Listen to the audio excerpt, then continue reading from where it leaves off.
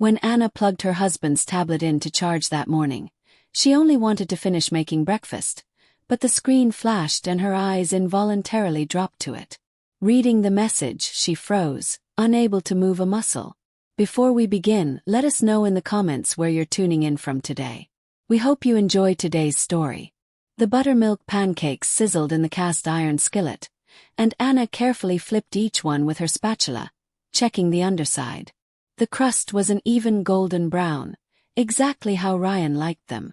Early clears throat. On in their lives together. He had mentioned that his mother's pancakes were always either gooey on the inside or tough as shoe leather, and that if Anna was going to make them, she should do it right. And she genuinely tried to do it right.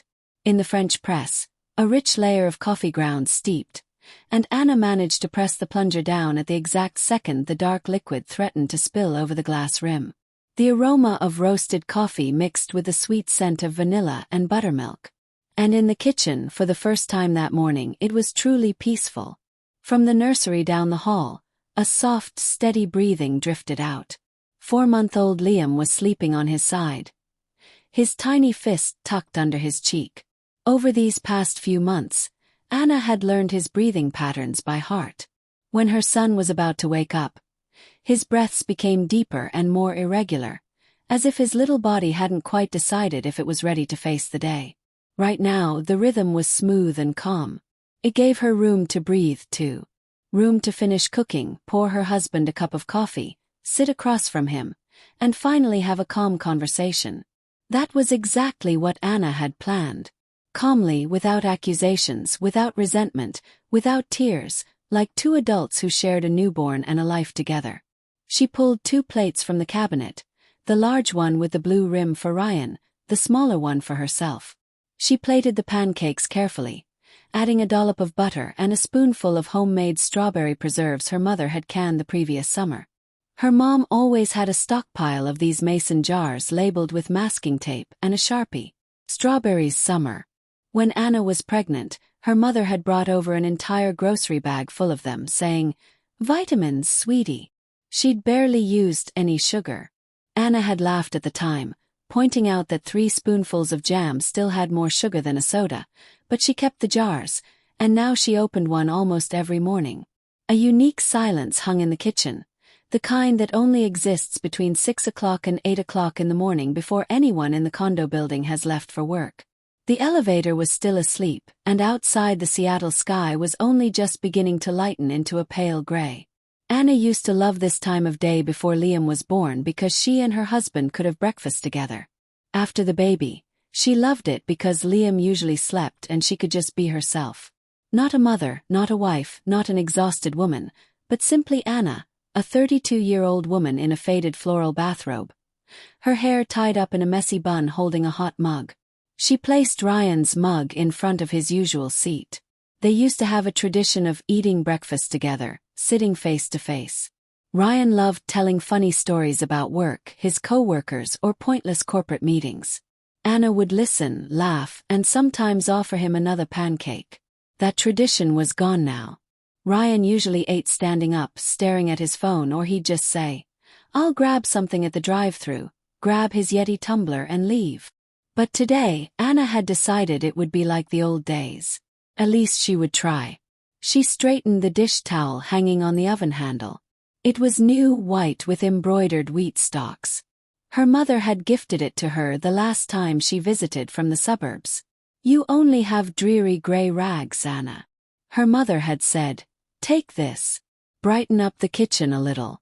Anna had hung it up immediately, and it really did make the room feel a bit lighter, but it didn't fix the real issue.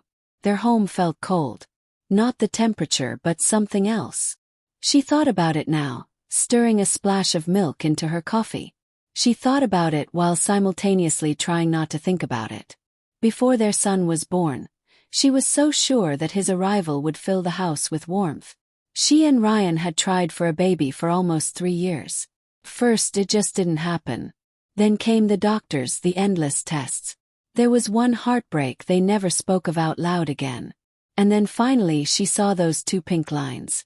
Ryan didn't believe it at first. He asked her to take another test, then another. Then he ran down to the corner pharmacy, bought 5 more, and sat in the hallway waiting for her to come out of the bathroom. When she did, he sat right down on the hardwood floor by the front door and whispered, "Anna, is it really true?" She nodded.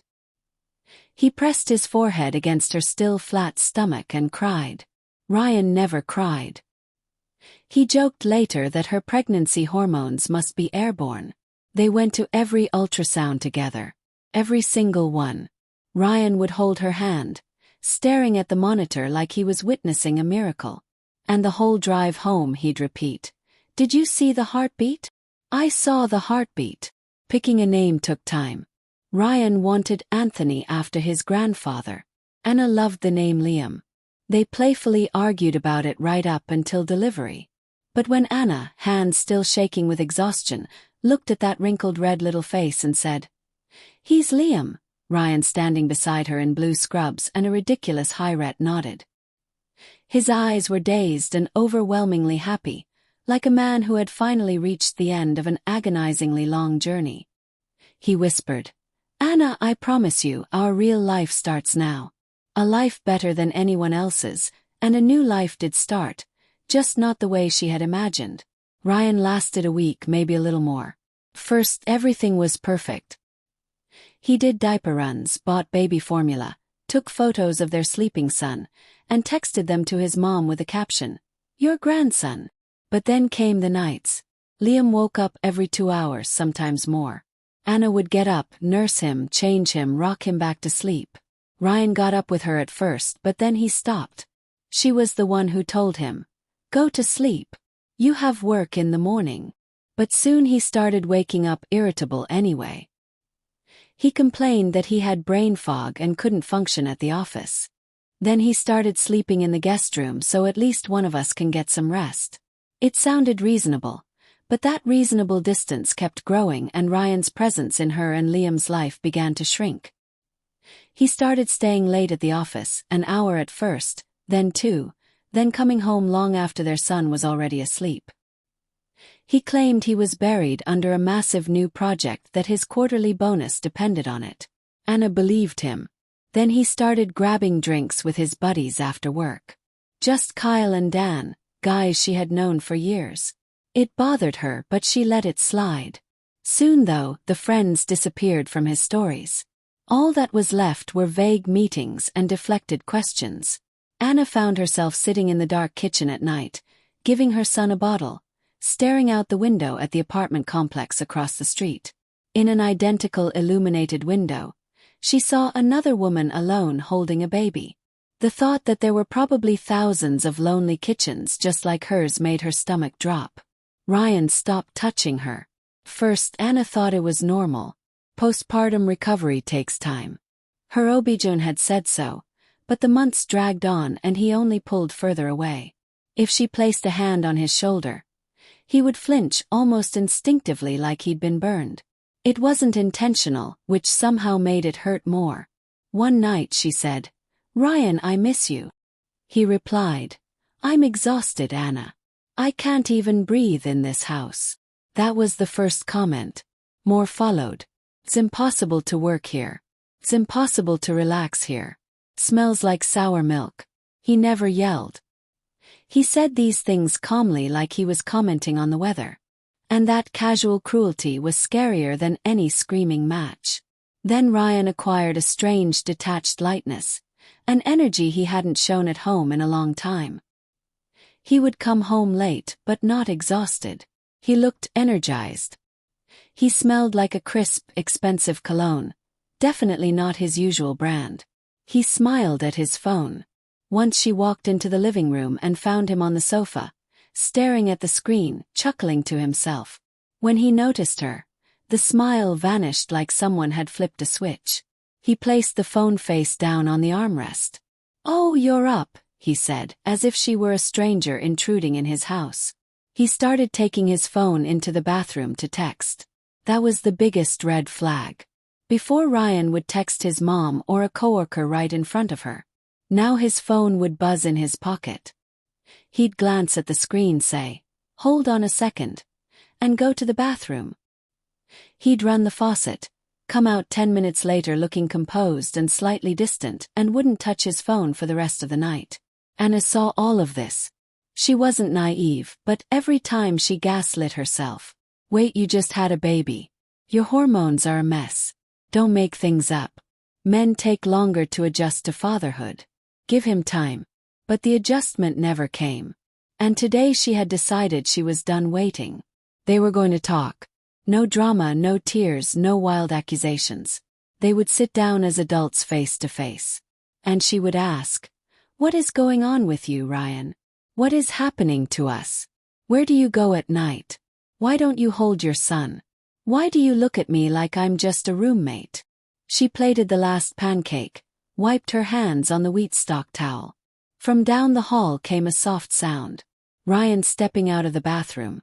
She could hear the clinking of hangers in the closet as he picked out a dress shirt.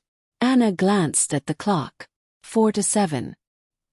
He wouldn't really start rushing to leave for another 20 minutes. That was when she saw the iPad. It was sitting on the corner of the dining table, pushed up against the wall where Ryan had set up a makeshift second home office. Sometimes he sat there at night with spreadsheets. The screen was dark facing up, but a tiny red battery icon was blinking in the corner. It was almost dead. Anna looked at it the way you look at any household object and turned toward the fridge, but then she stopped. Ryan always got irritated when his electronics died when he actually needed them. You saw it was on the red battery. How hard is it to just plug the charger in? Was his constant complaint. Anna used to snap back. How am I supposed to know if you're using it? They'd had stupid, exhausting arguments over it, the kind of petty, bickering tired people use to cover up much deeper resentments. Not wanting to hear him complain later, she reached out. The charging cable was right there, plugged into the wall outlet near the baseboard. Anna grabbed the cord and picked up the tablet. The aluminum back was warm, as if it had been used very recently. She plugged it in. The iPad chimed softly. The screen lit up. It was locked. Just the standard passcode screen, the time at the top. But right below the clock in the notification center, there was a single banner. Anna didn't read it carefully at first. She was already turning back to the stove when she caught the contact name out of the corner of her eye. Lauren Document. Just that. No last name, just a first name and an abbreviation. Like the person wasn't a human, but a filing cabinet folder. The message preview was hidden. But for some reason Anna froze.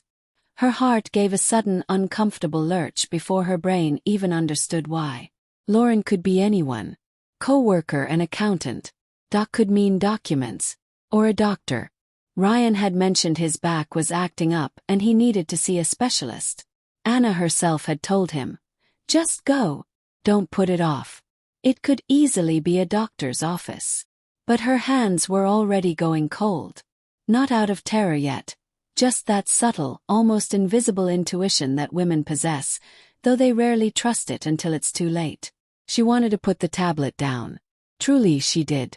A voice in her head said, "Don't touch it. If there's something going on, it will come to light. Don't become the crazy wife who snoops." But in that exact moment, a memory from just a week ago surfaced. They had been sitting in the kitchen. Ryan was troubleshooting a software update on the iPad, cursing under his breath. Then he laughed and said, "All right, I'm setting a lucky passcode. If this doesn't fix it, nothing will." He typed in a 4-digit number, their son's birth, month and day. At the time, Anna had felt a warm flutter in her chest. It felt like he was finally embracing the fact that they had a child. She remembered those numbers now. She knew them by heart. She wrote them on pediatric intake forms, on vaccine records, on health insurance claims. She typed the 4 digits. The screen unlocked. At first, she couldn't process what she was seeing. The iPad hadn't opened to the home screen. It opened directly to the Messages app. Ryan must have been texting early this morning and forgot to close the app before locking the screen. It was a long thread with Lauren Document. No profile picture. The messages were stacked one after another, long and short. Anna's eyes didn't drop to the newest one first. They caught on a block of text in the middle. "I'm tired of being second. Even after the baby was born, you weren't happy. You said yourself the kid ruined your life. If you want to be with me, stop feeling sorry for her. Anna read the words. But her brain refused to translate them into English. It was like reading a foreign language. She read them again and again. The ticking of the wall clock suddenly sounded incredibly loud. Down the hall in the nursery, Liam let out a soft sigh. He was probably rolling over in his sleep. Anna's ears locked onto that sound automatically because her baby's breath was infinitely more real than the glowing screen in her hands. Her son settled back into a steady rhythm. And Anna stood in the kitchen in her faded floral robe. The hot cast-iron skillet at her back, holding her husband's iPad, reading a message from a woman who was tired of being second. Lauren wasn't an accountant. She wasn't a doctor. She was Ryan's mistress, a woman he had apparently found after Anna had given birth. After he had stood in blue scrubs in the delivery room promising her the world, after he had cried in the hallway. He had found someone else, and that someone was demanding he stop pitying his wife. The pancakes were getting cold on the plates. Anna's eyes slowly dragged down to the newest message, the one that had triggered the notification a minute ago. It was shorter, colder, written with a totally different clinical tone. Results are in. You can pick it up today. Yes, DNA. The settlement is the key right now. Below it was an attachment, a photo of a document. Anna tapped the image. It expanded into a medical report. It had the letterhead of a local fertility clinic, a doctor's signature, Ryan's full name, and columns of lab results. Near the bottom, a highlighted sentence struck her like a physical blow. Severe impairment of reproductive function. Natural conception is virtually impossible. She read the sentence 3 times. 4, 5. Then she slowly raised her head and looked down the hallway toward the nursery. The door was cracked open just a few inches, exactly how Anna always left it at night, so she could hear Liam. Through the gap, she could see the edge of the white crib. And behind that railing, sleeping on his side with his fist under his cheek, was 4-month-old Liam. Her son, hers, and Ryan's. Dark eyelashes, Ryan's eyelashes, long and slightly curled at the ends. She had noticed them in the maternity ward and told her mother-in-law. He's a miniature version of his dad. The dimple in his chin was Ryan's, too. When Liam smiled in his sleep, the dimple deepened in a way that was almost comically identical to her husband's. And now Anna was looking at a medical report claiming that a son like this couldn't possibly belong to Ryan. Something inside her clicked. It didn't break. It didn't shatter. It just shifted like a heavy mechanical lever locking into a new gear. If she had been a different woman, or if this were a different morning, maybe she would have collapsed onto the linoleum floor and sobbed. Maybe she would have doubted herself, spiraled into a panic of what if. But Anna had only ever carried one child, and she knew with absolute unshakable certainty who the father was. She knew those eyelashes and that dimpled chin. Because of that, she didn't believe the medical report. She believed something else. Ryan and this Lauren woman were cooking up something vile before a real legal dispute, before court-ordered doctors, before a judge. Ryan was going to ambush Anna with a piece of paper claiming the baby wasn't his. He was going to use the shock, the shame, and the terror to manipulate her into signing away her rights. What exactly he wanted her to sign she didn't know yet, but her gut told her it was a raw deal. Why else the rush before the DNA? The settlement is the key. Her hands strangely stopped shaking. In fact, they became incredibly steady.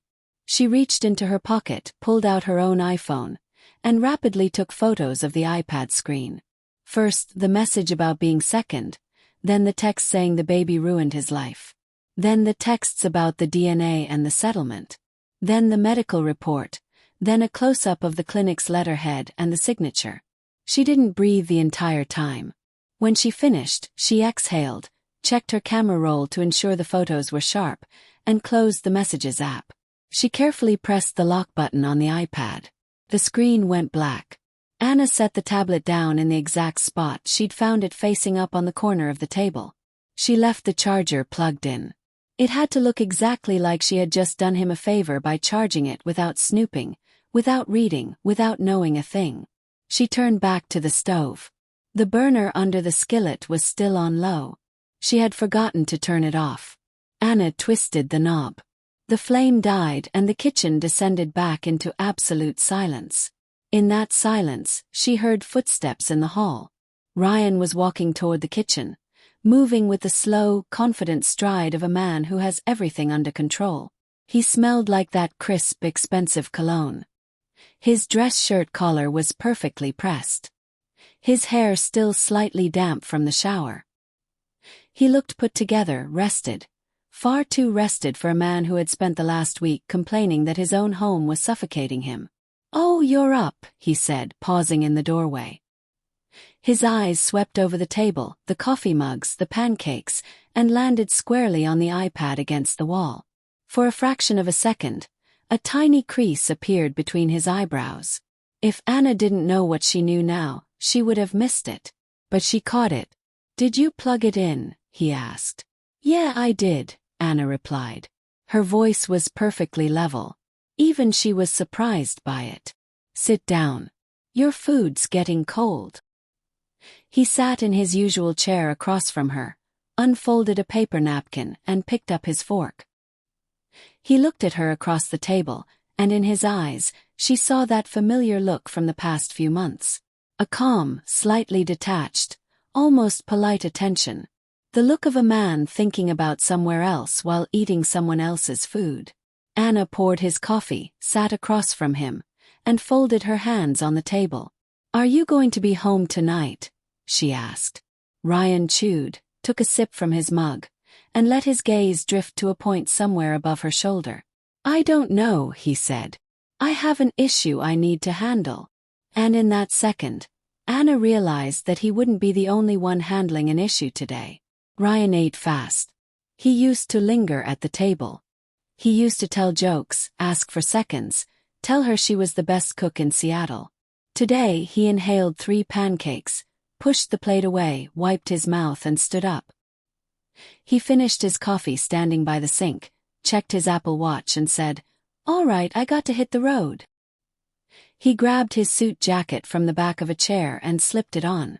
At the front door he turned back, his eyes darting once more toward the iPad on the table. Anna saw it in her peripheral vision as she gathered the dishes. She purposefully didn't look at him. She poured herself a little more coffee, acting as though nothing in the world mattered more than that mug. "Don't forget. I have to swing by my mom's place tonight," he said. "I might be late." "Got it," Anna replied. He stood in the doorway for another second, as if debating whether to add something, but he didn't. He pulled the door shut, a normal, everyday click of the latch. Anna listened to the deadbolt engage, heard him call the elevator, heard the hum of the car descending.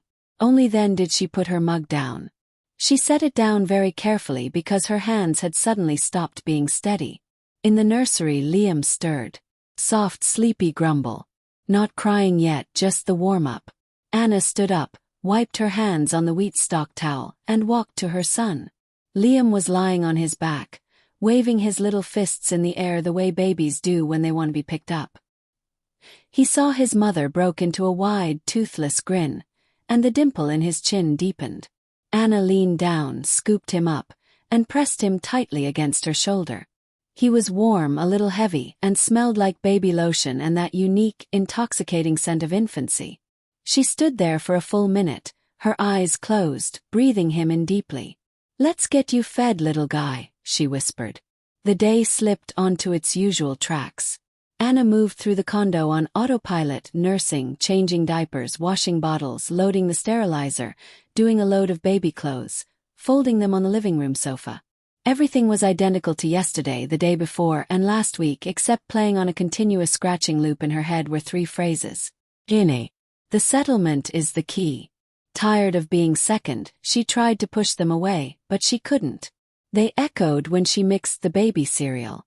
They echoed when she snapped a fresh onesie shut. They echoed when she watched Liam sleep in her arms, marveling at how his long eyelashes fluttered. She felt like she was moving underwater slowly, fighting invisible resistance. Her coffee grew ice cold. She only realized it when she took a sip and grimaced. She had left a small saucepan of water boiling on the stove to sanitize a pacifier and completely forgot about it. Thank God it hadn't boiled dry. There was an inch of water left. Anna turned off the burner and rested her forehead against the cool stainless steel of the range hood. She stayed like that for 10 seconds. It helped a little. The washing machine in the utility closet hit the spin cycle, roaring like a jet engine. Anna jumped, then let out a dry, humorless laugh at her own jumpiness. My God. Terrified of a Kenmore. Around noon, she put Liam in his stroller and took him out to the balcony. The glass panels could slide open, and Anna liked to let the crisp Pacific Northwest air in. Down below in the building's courtyard, her neighbor from the 3rd floor, Mrs. Higgins, was walking her little white terrier. Mrs. Higgins looked up, saw Anna, and waved. Anna waved back. Liam, resting against her chest in his carrier, breathed peacefully, warm, content, entirely unaware that this morning his own father was orchestrating a lie that would legally erase his existence. And it was right then that Anna, for the first time all day, truly felt the rage vibrating inside her. It wasn't an explosive anger. It was a high-voltage wire humming under her skin. Cool on the outside, but touch it and it would burn you to ash. She brought Liam inside, laid him in his crib, and turned on his mobile a spinning carousel of little bears playing a soft lullaby. Liam babbled happily at the bears. Anna quietly backed out of the room, closed the door to a crack, walked to the kitchen island, and pulled out her iPhone. She opened the photos. They were all still there. The medical report hadn't vanished. The texts were real. She hadn't lost her mind. She scrolled through her contacts and found Natalie. They had been best friends for 12 years since their sophomore year at UW. Natalie was now a partner at a family law firm downtown. Anna still remembered how they used to joke about it. You picked family law. Nothing more fun than other people's messy divorces. Natalie used to shoot back. Wait till you see the billing rates. It's plenty of fun. Anna wasn't in the mood to joke today. He tapped call. Natalie picked up on the 3rd ring. Hey babe, let me call you back in 15. I've got a client in the conference room. Is it an emergency? Anna wanted to say it wasn't. She was the kind of person who always downplayed her needs, but this time she heard her own voice say, "It's an emergency, Nat." There was a split-second pause on the line. "Give me 5 minutes." Natalie called back in 4. Her tone had completely shifted into her sharp, professional attorney voice. "Talk to me." Anna laid it all out as chronologically as she could. How Ryan changed after the baby. The late nights. The weird, energetic mood swings. The phone hidden in the bathroom. The iPad left charging. The lucky passcode. Lauren Doc tired of being second. The kid ruined my life. The DNA. The settlement. The medical report citing severe reproductive impairment. The baby's eyelashes and dimples and how Ryan had looked at the tablet that morning. That fleeting moment of panic. Natalie listened in absolute silence. She only interrupted once.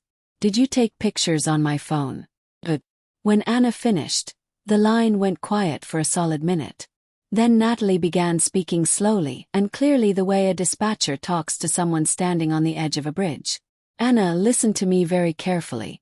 I'm going to tell you a few things and I need you to memorize them like your life depends on it because your son's life does. I'm listening. First, a medical report regarding infertility, even if it's 100% real, does not legally cancel paternity. Do you understand? Infertility is a medical probability. Paternity is a legal fact. Because you are married, he is legally the presumed father. That fact can only be overturned by a court-ordered DNA test. No clinic printout, no my sperm count is low. Sob story holds any legal weight to disestablish paternity. That is rule number 1. Understood. Second, if he is going to ambush you with this report and try to drag you into a quickie settlement agreement before doing a real DNA test, it means he needs the lie to work. He needs you to be terrified and ashamed before the truth comes out. This is crucial, Anna. A man who wants the truth files a motion for a paternity test. A man who wants to rob you blind asks you to sign a paper in secret. Got it. Got it. Third. And listen to me on this one. You do not sign anything. No separation agreements. Well, let's resolve this quietly. Well, let's keep this from our parents. Well, think of the baby. Not a single signature, Anna. Even if he cries, even if he brings you a dozen roses, even if he begs, do not sign a damn thing without me present. Are we clear? Clear. Fourth, do not go running to a drugstore for a DNA kit. Do not schedule a private test just to satisfy your own anxiety. We will do everything officially through the court system. So, the chain of custody is bulletproof. For now, you confirm nothing and you deny nothing. You just live your life and take care of your son. Bae. And fifth, do not let him know that you know. Do not throw a plate at his head. Do not smash the iPad. Do not text this Lauren woman. Do not call her. I am dead serious, Anna. If he didn't realize you read those messages, that is your ace in the hole. Let him think you're clueless. He'll act cocky. And cocky men always leave a paper trail. Are you with me? I'm with you. Anna was sitting at the kitchen island, her shoulder numb from pinning the phone to her ear. With her free hand, she was mechanically sweeping the morning's pancake crumbs into a little pile on the counter. Listening to Natalie, she felt the sheer terror of the morning begin to recede, replaced by a cold, calculating calm. Not because everything was okay, but because the nightmare now had a name, a protocol, and a gladiator ready to fight it. Send me the screenshots right now. Natalie ordered. Sending them. One more thing. If he comes at you tonight with his little speech, and he probably will since he has an issue to handle you, listen closely. Let him talk. Memorize what he asks for. Better yet, turn on the voice memos app on your phone and slip it into your pocket. Washington is a two-party consent state for recording. But right now I just want to hear how he's framing this threat. We'll figure out admissibility later. Just keep the phone in your pocket. Bae. You did everything right today, Anna. You hear me? Everything. Anna whispered a thank you, hung up and set the phone face down. She sat there for a minute. Then another. She stood up, carried her cold coffee mug to the sink, and turned on the tap. The water rushed over the ceramic. With that rushing sound, her chest finally loosened. The day marched on. But now, instead of a scratched record playing 3 terrifying sentences, Anna had a checklist in her head. Sign nothing, show nothing, record everything. It was a simple list. And in that simplicity, she found her footing. She fed Liam, put him down for an afternoon nap, and took him for a stroll around the block. Mrs. Higgins was already inside. On a park bench, 2 older women were debating the rising cost of groceries at Whole Foods. Anna walked past them, giving a polite smile. They smiled back. The world was spinning just like it had this morning. It was a bizarre sensation. Your house is burning down from the inside. But to the rest of the world, it's just a mild Tuesday. Back home, she tidied up, folded the baby clothes, and heated up a can of chicken noodle soup for herself. She ate standing by the stove because sitting still made her skin crawl. She kept checking the clock. Ryan had promised to be late. That late hovered over the apartment like a storm cloud. Around 7, her mother called. Anna let it go to voicemail. Not tonight, Mom. She would tell her mother everything eventually, but not today. Her mom would panic, cry, and immediately start packing a suitcase to drive over. Anna couldn't comfort someone else right now. She needed absolute focus. At 8:30, Liam went down for the night. That bought her at least 3 hours. Anna sat in the living room armchair, pulled a throw blanket over her legs, and waited. She turned the TV on and muted the volume just to have some light and movement in the room. A late-night talk show played silently on the screen. At 10 minutes to 10, the deadbolt clicked. Ryan stepped into the entryway, and Anna instantly knew his demeanor had shifted. This morning he was rushed and polished. Tonight, he radiated a tense, deliberate energy. The energy of a man walking into a room with a loaded gun in his pocket. "Hey," he said. "Hey, the baby's asleep." There was the rustling of cellophane from the hallway. Anna leaned forward slightly and saw Ryan walk into the living room holding a bouquet. White chrysanthemums. Cheap grocery store greenery wrapped in clear plastic with a generic ribbon. He hadn't bought her flowers in 8, maybe 9 months. Not since Mother's Day, at least. He walked over and extended the bouquet. Anna took it. The flowers smelled sharp and heavily refrigerated. They had clearly just come out of a supermarket floral cooler. She rested them on her lap, holding them against her chest, and looked up at her husband. Ryan met her eyes for a fleeting second, then looked away. He walked past her to the nursery door, cracked it open and peeked inside. Liam let out a loud, sleepy sigh. Ryan didn't step inside. He didn't bend over the crib. He didn't adjust the blanket. He just stared for 5 seconds, quietly closed the door, and walked back to the living room. "Sit down, Anna," he said. "We need to talk." He sat on the sofa opposite her armchair. He placed a dark leather pad folio on his knees. It looked brand new. Anna had never seen it before. He unzipped it. A stack of crisp papers shifted inside. In that exact second, without taking her eyes off the padfolio, Anna slipped her right hand into the pocket of her flannel robe. Her fingers found her iPhone warm against her leg. She pressed the red record button on the voice memos app. Ryan opened the padfolio. His movements were slightly clumsy. One of the papers almost slid off his lap. He caught it, tapped the stack to straighten the edges, and pressed his palm flat against it as if trying to physically hold down whatever he was about to unleash. Anna watched him in silence. The cheap chrysanthemums lay on the blanket in her lap. She didn't move them. She didn't have the energy. They smelled like a refrigerated aisle. And for some reason, that sterile scent made her throat tighten. "Anna," Ryan began, his voice practiced and low. "Please don't freak out. I just need you to listen to me. I'm listening." He rubbed his face, sighed heavily, and paused, the exact dramatic pause people take when they've rehearsed a monologue and are deciding which opening line to use. "I know how this is going to sound," he said. "And I know you just had a baby. It's hard for you right now. Your hormones are all over the place. Get it? That's why I need you to listen calmly like rational adults." Anna said nothing. Beneath the plastic wrapping, her fingers squeezed the thick stem of a chrysanthemum. Her thumb found a small thorn on a leaf, and she pressed down on it, focusing entirely on that tiny, sharp pain. Ryan pulled the top sheet of paper from the padfolio and placed it on the coffee table between them, turning it so it faced her. It was the medical report. Anna recognized the clinic's logo, the doctor's signature, the columns of text.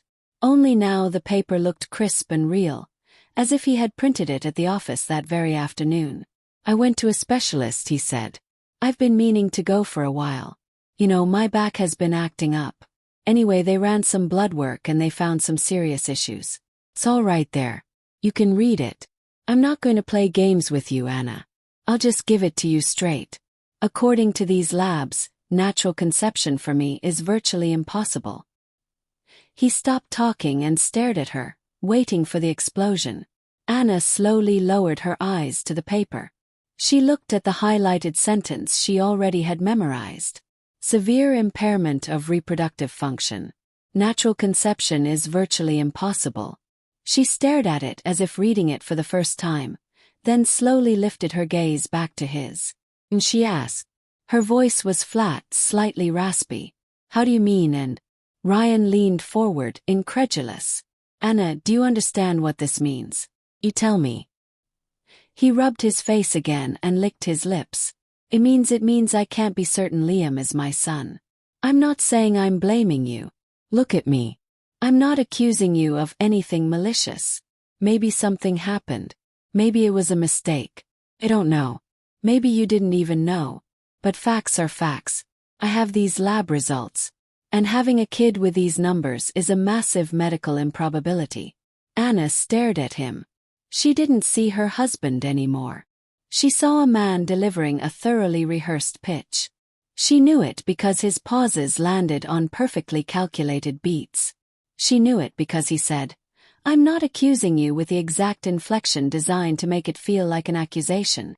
She knew it because his left hand was still pressing firmly on the padfolio, holding down whatever came next. "Ryan," she said evenly. If you have doubts, let's just do a DNA test. His face contorted. It lasted a fraction of a second, a shadow ripping across his features. Then he smoothed it out. Look, he said, holding up a hand. I asked you to stay calm, and you're already jumping to DNA tests and lawsuits and drama. I didn't say lawsuit, I said a DNA test. Anna, use your head. If we start demanding official paternity tests, you know how this works. Gets filed in family court. Becomes public record. Your parents will find out. My mom will find out. People at my firm will know. People at your job will know when your maternity leave ends. Do you really want everyone in Seattle whispering about who the real father of your baby is? I had a baby with you. The paper says otherwise. The paper didn't give birth, Ryan. He went quiet, leaned back against the sofa, looked up at the ceiling and then back at her. Anna, I'm not trying to ruin your life. That's not why I'm here. I'm offering a clean, dignified way out for both of us, so we can just move on quietly. He pulled a second document from the padfolio and laid it on top of the medical report. It was a separation agreement. Anna saw the dense legal paragraphs, the bullet points, the empty signature lines at the bottom. Look at this, he said, tapping the page. It's more than fair.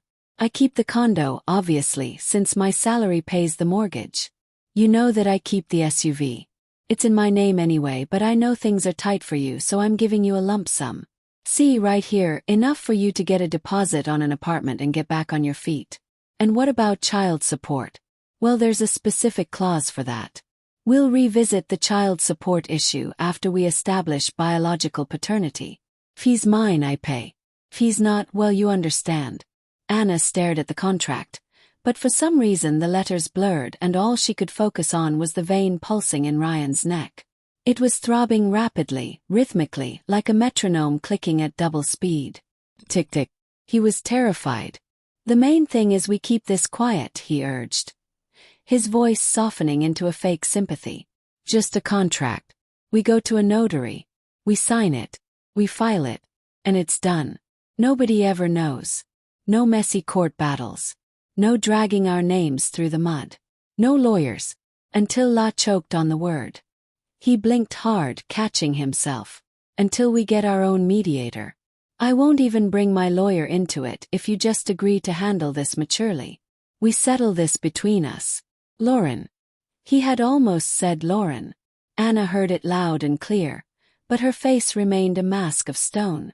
She pressed her thumb harder into the chrysanthemum thorn. And if I refuse to sign, she asked, then it's going to be a bloodbath. Anna, subpoenas, depositions, discovery. Your parents will be dragged in. My mom will be dragged in. Everyone will know your business. Do you really want to put yourself through that with an infant with no income and nowhere to live? Ryan, she said softly. Why are you saying these things? What is this? Threatening me with my parents, with my job, with being homeless? Are you negotiating with me, or are you trying to terrorize me? He stared at her for a long time, then dropping the fake nice tone entirely. His voice went cold. I'm trying to help you. Then let's do the DNA test. Just a simple swab before we sign anything.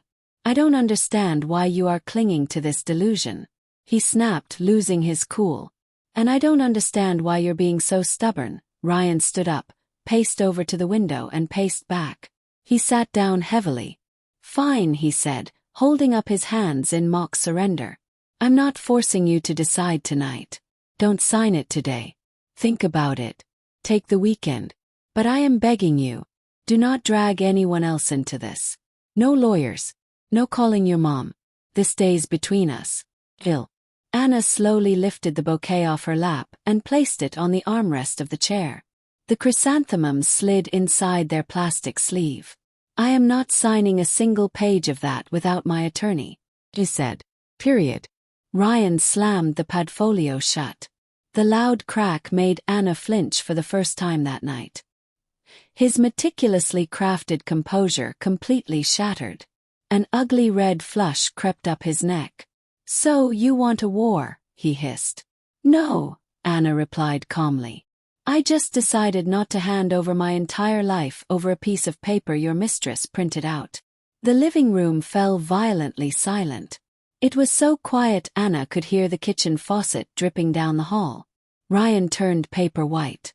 It was instantaneous, like a flash of lightning. But she saw the absolute devastation in his eyes. The vein in his neck froze. His lower lip parted slightly. It was the look of a man who realized entirely too late that he had walked into a trap. A second later, his defenses rushed back into place, but the damage was done. "What the hell are you talking about?" he stammered. "What, mistress? Are you insane, Anna? You have postpartum depression. You need a psychiatrist. Great. And you can go to the notary by yourself because I'm not showing up without my lawyer." He stood up so fast the sofa creaked. He snatched the padfolio off the table. He didn't even look at the grocery store flowers on the armrest. He stormed down the hallway. A second later, the bathroom door slammed shut. The lock clicked.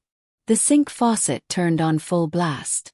Over the rushing water, Anna heard his muffled, frantic voice. She couldn't make out the exact words, but she knew exactly who he was calling. She stood up from the armchair, walked quietly down the hall, and stopped 3 feet from the bathroom door. She held her breath and listened. "I don't know. I swear I didn't say anything. She just figured it out. No, we can't do the DNA. You know that the whole thing falls apart. We have to move faster. I'll get her to the mediator's office tomorrow and force her hand." Anna stepped back, walked silently to the living room, sat back in her chair, pulled the blanket up, and took her iPhone out of her pocket. The voice memos app was still running, the audio waveforms jumping across the screen. She hit stop, saved the file as Ryan Confession, and locked her phone. The next morning, Ryan left the condo before sunrise. No breakfast, no talking. He just tossed a comment over his shoulder as he walked out the door. "I'll text you the address for the mediator." The second the deadbolt engaged, Anna called Natalie. 2 hours later, Natalie was sitting at Anna's kitchen island, dressed in a sharp black suit, her legal notepad open, wearing the wire-rimmed glasses Anna had always liked since college. In front of her sat Ryan's padfolio. Anna had quietly taken photos of the documents while Ryan was sleeping on the sofa and printed them out that morning. Natalie read through the pages in silence for 10 minutes. Then she took off her glasses and rubbed the bridge of her nose. "Okay, Anna, listen up. First, this condo was purchased after you were married. It is community property in Washington state. Furthermore, the down payment came directly from your grandmother's trust fund. We will trace those funds. The apartment is safe. That's point 1. B. Point 2. Liam was born during the marriage. Under state law, Ryan is legally presumed to be the father. No clinical lab report, even if God himself signed it, overrides that presumption. Only a court order can. Understood. Point 3. This medical report is raising massive red flags for me. The NPI number at the top is formatted wrong. The letterhead is outdated. This clinic merged with a larger hospital network 3 years ago. They don't use this logo anymore. And the doctor's signature is just a scroll with no credentials attached. I'm going to subpoena this clinic's records today. If they didn't issue this to Ryan, this is an entirely different ballgame. This is felony forgery. Do you think Lauren made it? I'm not assuming anything yet. I'm sending the subpoena.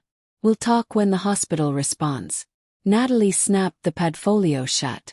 "Fourth and most important, do not do a private 2, 3 and me or drugstore swab. We file for a court-ordered paternity test immediately. We control the narrative. Are you listening?" "I'm listening. And whatever you do when you go to this mediator, you sign nothing. I'll be right there with you." Anna nodded. Ryan texted the following evening. His tone was artificially light, trying to sound cooperative. "Hey, I set up a meeting for 10 a.m. tomorrow at a mediator's office downtown. We're just going to sit and discuss options. No pressure to sign if you aren't ready. Just a conversation. Bae." Anna texted back. "I'll be there." The next morning, Anna walked into the downtown office building with Natalie by her side. They arrived 15 minutes early intentionally to scope out the room. It was a standard sterile corporate building. The mediator's suite was on the second floor. Natalie insisted they take the stairs, not the elevator. As they walked down the carpeted hallway toward the glass door of the suite, they saw Ryan. He wasn't alone. Standing next to him was a woman in her early 30s, wearing a beige trench coat buttoned to the neck, sensible heels, and a leather tote bag. She was staring at her phone, pretending to be engrossed in an email, but Anna noticed immediately. Every 2 seconds, her eyes flicked up to check Ryan's face. Ryan stood slightly angled away from her. They weren't speaking, but the invisible tether of panic between them was palpable. Ryan looked up, saw Anna, and stepped forward, plastering on a stiff smile. "Hey, glad you came. Let's head in. We're just going to keep this low-key." Then his eyes shifted and landed on Natalie. The smile dropped. "This is my attorney," Anna said flatly. Ryan's mouth opened, then snapped shut. He shot a frantic, terrifying glance at the woman in the beige coat. She looked up from her phone. Anna took a step toward her. The woman looked up, and in that second her face was an open book of sheer panic. "Lauren," Anna said quietly. The woman went pale. She didn't respond to Anna. Instead, she looked wildly at Ryan, desperate for a cue. Ryan stepped between them quickly. She's a paralegal colleague from my firm. I asked her to come along just to make sure the paperwork was drafted properly." Natalie didn't miss a beat. She calmly unapped her leather briefcase, pulled out 3 8x10 glossy printouts of the iPad screenshots, and laid them neatly on the hallway credenza right in front of Ryan and Lauren. "Right," Natalie said, her voice dripping with venomous corporate politeness. "So perhaps your paralegal colleague can explain why she was advising you in writing to force my client into a settlement before a DNA test could be conducted. Is that a new standard practice in family law?" Lauren stared at the glossy photos. She saw her own contact name. She saw her own text. "I'm tired of being second. The DNA. The settlement is the key." A deep, ugly flush crept up Lauren's neck. She whipped around to face Ryan. "You said she didn't know anything," he hissed. "You said she was terrified of the scandal and would sign it to save face. You lied to me, Ryan. You're the one who wanted out. You're the one who said the baby ruined your life. I didn't invent that." Her voice was echoing down the hallway, escalating into a shout. The glass door to the mediator's office cracked open, and a young receptionist peeked out, eyes wide, before hastily retreating. A moment later, the mediator herself, a stern woman in her 50s, wearing a sharp blazer, stepped out. She took one look at the scene. Ryan sweating profusely. Lauren hyperventilating, the printouts on the credenza, the lawyer with the briefcase, and Anna leaning calmly against the wall. "There will be no mediation happening today," the woman said sharply. "I do not facilitate agreements under duress, nor do I tolerate screaming in my hallway. Take this outside, please." Ryan tried to stammer an excuse. The mediator held up a hand and shut her glass door. Lauren didn't even look back. She turned on her heel and bolted for the stairwell. The frantic clacking of her heels echoed down the concrete steps. Ryan chased Anna as she walked out of the building, grabbing the sleeve of her coat on the sidewalk. Anna, listen to me. It was her. She got in my head. I wasn't thinking straight. After Liam was born, I didn't know what I was doing. She manipulated me." Anna stopped. She gently but firmly pried his fingers off her coat. "Ryan," she said, looking him dead in the eye. "You weren't out of your mind. You were in complete control when you slept with your mistress. You were in control when you forged a medical record. You were in control when you printed that contract. And you were in control when you booked that office. You didn't want the truth. You just wanted to silence me before it caught up to you." She turned and walked to Natalie's Lexus parked at the meter behind her. Ryan was still pleading, but Anna had stopped listening. Natalie filed the divorce petition the following Monday. She was merciless. She laid out the division of assets, full primary custody for Anna, and maximum child support based on Ryan's income. When Ryan was served, his first call was to his mother. Susan called Anna 30 minutes later, sobbing into the receiver, begging her to realize they were making a rash decision and needed to think of the baby. Anna listened patiently, didn't explain a single detail, and simply said, "Susan, ask your son about the fertility clinic report and ask him about Lauren. Then we can talk." Her mother-in-law went dead silent and never called back. Ryan behaved exactly as Natalie predicted. First, he threatened to fight the paternity test all the way to the state Supreme Court. Then he tried to drag out discovery, hiding bank statements and asking for continuances, claiming health issues. Then suddenly he flipped the script and tried to play the victim. He started sending Anna long rambling emails in the middle of the night, claiming she didn't understand his pain, that he had a heart too, and that she was destroying their family over baseless paranoia. Anna never replied. She forwarded every single email to Natalie. "Evidence," Natalie said cheerfully. "Keep letting him dig his own grave." The court-ordered DNA test was scheduled 6 weeks later. Anna brought Liam to the designated county lab on a Tuesday morning.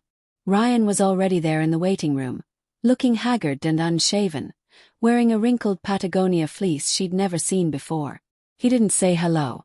The buccal swab took 10 minutes. Liam didn't even cry. He just stared curiously at the nurse holding the long Q-tip, then flashed a gummy smile. Ryan caught a glimpse of that smile, flinched, and practically ran out of the room. Those 3 weeks waiting for the results felt like an endless gray fog. Anna nursed Liam, pushed his stroller through the park, ate soup standing up, and slept when the baby slept. Her mother flew in from out of state and stayed for a week. She scrubbed the baseboards, did mountains of laundry, and didn't ask a single prying question. Only once late at night while washing dishes did she stroke Anna's hair like she was a little girl and say, "You're made of iron, sweetie. I don't think I could have survived this." That was the first time Anna finally broke down. She cried into her mother's shoulder for 5 solid minutes. Then she wiped her face, blew her nose, and went to feed her son. The results came on a Wednesday afternoon. Natalie called her directly. Her voice had that specific tone lawyers use when they're trying desperately to remain professional while holding a royal flush. "Are you sitting down?" Natalie asked. "I'm standing." "Sit." Anna sat on a stool by the kitchen island. Probability of paternity, 99.9%. Liam is his biological son. "It's a lock, Anna." Anna held the phone to her ear, staring blankly at her own hands on the granite countertop. She didn't feel triumphant. She didn't feel vindicated. All she felt was a crushing, overwhelming exhaustion and a deep, bitter sorrow. Because the man who had named this baby, the man who had cried tears of joy over a positive pregnancy test, the man who had promised her the world in the delivery room, had been willing to use his own flesh and blood as a bargaining chip in a dirty legal scam. And no DNA percentage could ever erase that. "Thank you, Nat, hold on. I'm not done," Natalie said. "Remember that subpoena I sent to the fertility clinic?" They responded. They never issued that report to Ryan. It's not their current letterhead. The doctor's signature is completely forged. It's felony falsification of medical records, Anna. And we have strong reason to believe Lauren produced it.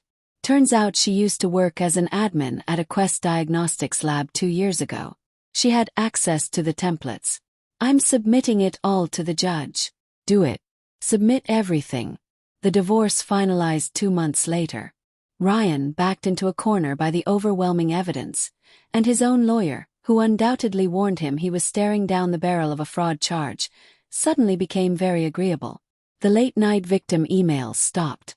At the final hearing, he sat silently in a dark suit. The assets were split in Anna's favor. The condo was protected, acknowledging her grandmother's trust fund as separate property. Anna was awarded primary custody, and Ryan was ordered to pay the state maximum in child support. The only thing Ryan walked away with was his precious SUV. It was his only tiny victory. Lauren vanished before the ink on the divorce decree was dry. The second she realized that instead of a wealthy boyfriend with a downtown condo, she was about to be implicated in a federal fraud investigation while dating a broke man paying massive child support, she bolted. Ryan mentioned to his lawyer during a deposition that she had moved back to her parents' house in Idaho. Anna heard that and realized for the first time that it didn't hurt. She felt absolutely nothing. Ryan tried to approach her one last time a month after the judge signed the papers. It was late August. A warm breeze was rustling the early dry leaves on the pavement. Anna was walking Liam through the park. The baby was 9 months old now, sitting up in his stroller wearing a little Seattle Mariners baseball cap, very seriously watching a flock of pigeons. Ryan stepped out from a path near the playground, looking like he'd been waiting for her. He looked exhausted. No jacket, hands shoved in his pockets. "Anna, can I just do a minute speak? I screwed up.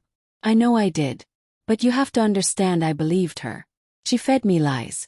After Liam was born, I felt like I didn't matter anymore. Like I was just a paycheck.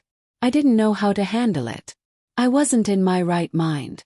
Anna didn't look at him. She bent down and adjusted the brim of Liam's tiny hat.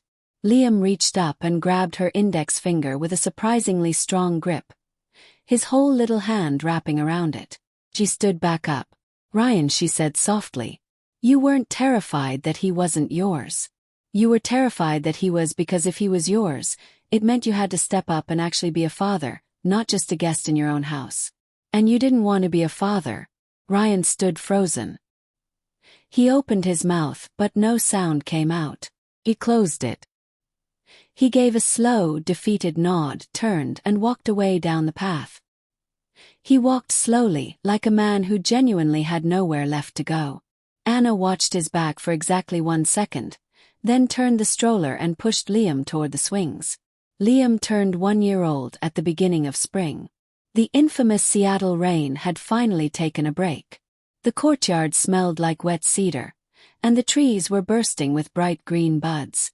Anna had set up a simple spread on the kitchen island. No massive Pinterest-perfect party, just the people who mattered. Roast chicken, a big salad, and her mother's famous vanilla birthday cake with a single, slightly crooked white candle in the center.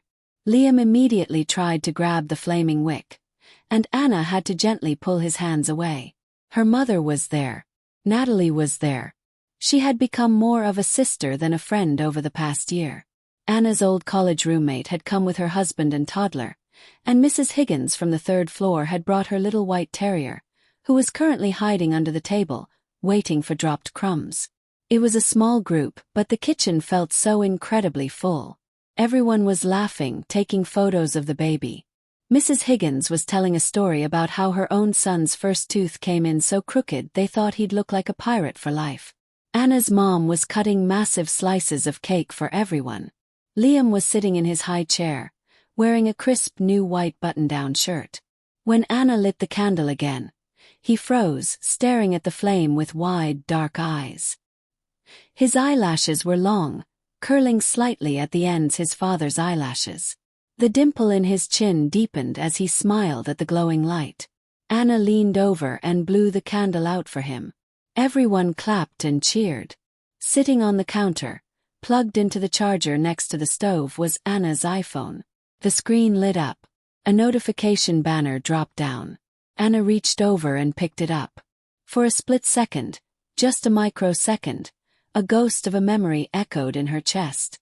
This was exactly how she had picked up that iPad in this very kitchen a year ago. The message was an automated email from the King County Superior Court e-filing system. Notice of entry of judgment. Case closed. Just dry bureaucratic text. No congratulations, no fanfare. Anna read it, locked the screen, and set the phone face down on the counter. She looked up. In that exact moment, Liam reached out his chubby little hand toward her. It was smeared with vanilla frosting, warm, tiny, and so undeniably alive. Anna leaned down and scooped him up into her arms, burying her face in his neck. Once upon a time, an accidental text message on a charging tablet had nearly destroyed her life.